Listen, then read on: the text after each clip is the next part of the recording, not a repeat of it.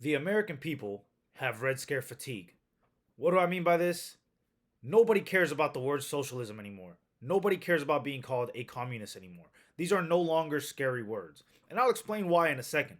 First of all, I'm sorry for like the messy setup, but hey, motherfuckers watch Asmongold, so I should be straight. I was looking at this post the other day saying that socialism is surging in popularity because our lives under capitalism are miserable. True. You can see here this YouGov poll from 2025 shows that 62% of Americans aged 18 through 29 now view socialism favorably, with only 38% viewing it unfavorably. And I mean, it really is no surprise, bro. For the longest, the Red Scare drilled into people's heads that anything labeled socialist or communist was equivalent to the devil, okay? And for a long, long time, anybody who wanted to make any sort of progress in society, anybody who wanted to advance civil rights, human rights in general, anybody who wanted to end racism, wanted more economic justice for people, were called socialists and communists as a way to discourage people from supporting their policies. Bro, take a look at this post right here. This is from maybe the 60s, 70s, 80s. It was when the hippies were around, right? They got a sign saying long hair is communism.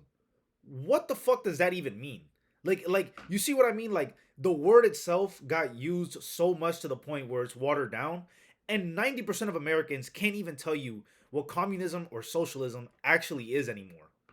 It's absolutely ridiculous. And the fact that they slander us and call us socialists because we propose solutions to our modern problems caused by capitalism, the growing inequality, right?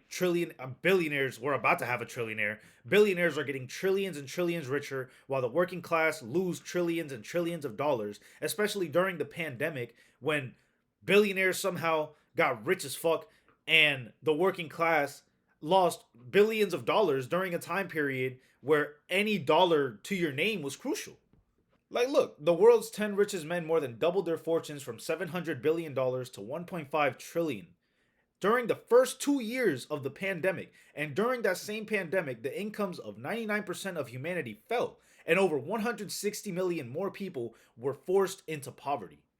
Now, if I say, hey, we need better redistribution of this wealth, this is crazy, right? Like, how could it be possible that 10 people, the world's 10 richest people, saw their income go up from 700 billion to 1.5 trillion while the rest of us were struggling during the pandemic, and most of us still haven't recovered from the pandemic. We're still struggling. Most people can't afford or at least almost half of people can't afford a $400 emergency. They can't afford healthcare. They can't afford college. For my generation, Gen Z, moving out seems impossible. Like, we buying a house seems like a pipe dream, right? And we hear all these things of previous socialist nations who, for all their faults, managed to provide people with free housing, free healthcare, free education. And these are things that we start to think, wow, if a nation like the Soviet Union, who came from absolutely nothing before they went communist, were able to provide all of these people all of these benefits. Again, they weren't perfect, but they were benefits that were still provided to the people. Then why can't we, the United States, the world's richest nation? You know what I mean? Like, you don't even have to be a socialist country to give free healthcare, but if you suggest we should give free healthcare to people in America, they're going to call you a socialist. And I think it's that watering down of socialism that just, after a while, makes people think, you know what? If all of these things are socialist, maybe I support socialism. That it's that simple. Look, let's watch this video from the 1980s, I believe, and take a look at what they describe as communists. Any attempt to restrict drinking and driving here is viewed by some as downright undemocratic. It's kind of getting communist when a fella can't put in a hard day's work, put in 11, 12 hours a day, and then get in your truck and at least drink one or two beers. They're making it laws where you can't drink when you want to. You have to wear a seatbelt when you're driving. And pretty soon we're going to be a communist country. Bro, like, what? What? You see what I mean? Like, communism is common sense to these people. Like, you have a whole baby in the passenger seat talking about, I can't even wear my seatbelt. I can't even kick back a few beers while I'm behind the wheel. Like, what? That's communism. Pretty soon we're going to be what are we even, like, it pisses me off because it's like, bro, how did an ideology that says that society should have your back that the government should have your back and provide you with basic necessities if you're not able to afford them yourself. How did that idea become, oh, drinking and driving is bad, that's communism? What are we even like? We have completely and utterly lost the plot. The reality is, we're tired of the lies, bro. We're tired of struggling every day to get by. We're tired of living paycheck to paycheck. We're tired of having bleak aspirations for the future. We're tired of seeing wars constantly pop up that we back and that we fund with our tax dollars. We're literally funding a whole genocide in Gaza. And it's just, it gets to the point where it's like, bro, we're seeing people like Elon Musk, Jeff Bezos buy 3 fucking yachts, buy $1 billion yacht, while we struggle to do anything. And people are sick of it. And that is why we're seeing polls like these, where socialism is becoming favorable, because we have Red Scare fatigue. We are tired of everything good and everything that helps humanity and the working class being slandered with being called socialism or communism. It gets to the point where the word doesn't mean anything to us anymore. And you know what's funny? I know there's going to be people like, oh, what about the 5 billion people killed under communism?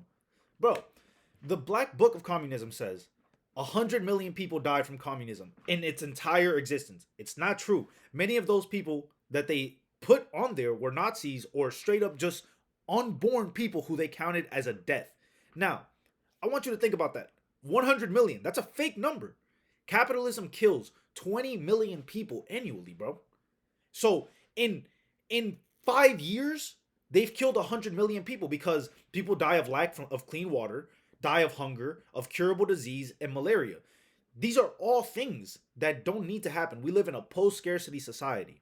The United States wastes between 30 to 40% of its food supply annually. Obese ass country, bro, and we're still throwing away almost half of our food. This corresponds to 133 billion pounds of food and $161 billion worth of food in 2010. This is not sustainable. Nobody should be dying of hunger when you live in a country that's throwing away almost half of its food. Nobody in the world should be starving. That's like completely and utterly insane and inhumane. And this is the system operating how it's supposed to. This isn't capitalism failing. This is how the system operates. Wealth concentrates at the top at an individual level, meaning certain individuals are going to have an insane amount of wealth, and this same logic applies to nations as well. The Western nations that colonized and pillaged the rest of the world and took all of its resources and exploited its labor are going to have the most things. And those countries that we exploit aren't going to have shit, which is why so many of them starve. Like, look at this. Rich countries, meaning the global north, drained $152 trillion from the global south since 1960. They say we have known that the industrial rise of rich countries depended on extraction from the global south during the colonial era. Extraction from Asia and Africa was used to pay for infrastructure, public buildings, and welfare states in Europe, all the markers of modern development. The costs to the south, meanwhile, were catastrophic: genocide, dispossession, famine, and mass impoverishment. Basically, the reason that you're able to afford things for much cheaper prices than you would elsewhere in the global south is because we take their wealth and we exploit them so that they can manufacture and create wealth for us while we pay them pennies compared to the value they're creating. This allows for, cheaper products to be on our shelves here in the global north and for us to get just better overall benefits on the backs of their exploitation. So basically what I'm getting at is that this is a system built on exploitation at every level. And those who lose badly, which is why, like I said, and not just me, take it from the words of America's favorite activist who's been whitewashed to death, by the way. Martin Luther King said, call it democracy or call it democratic socialism, but there must be better distribution of wealth within this country for all of God's children. Now, I'm not even religious, but this motherfucker was spitting. I mean, when wasn't he though? Let's be honest. So yeah, it really should come to no surprise that socialism is becoming more favorable. People are tired. We have Red Scare fatigue. It doesn't work anymore. Calling us a socialist means nothing anymore. Look at Zoran. They tried to slander Zoran, calling him a socialist, a jihadist, this and that, a communist, and it didn't work. Why? Because universal childcare is overwhelmingly popular, and it would benefit families all over America if it was implemented, and it'll benefit families in New York. Free buses and transportation is also extremely popular, and again would benefit overwhelmingly the working people of New York. A rent freeze, constructing more housing, more affordable housing, all of these things are popular, and they're not even fully socialist. They're more social democratic. But in America, even a social democracy is so far to the left of anything we've ever had that the fact that people are becoming more open to it just goes to show. Calling someone a socialist means nothing anymore. You know what I mean? But yeah, man, anyway, thank y'all for watching this video. I just wanted to get on here and rant a little bit, show a little bit of facts. Free Palestine, and we are Charlie.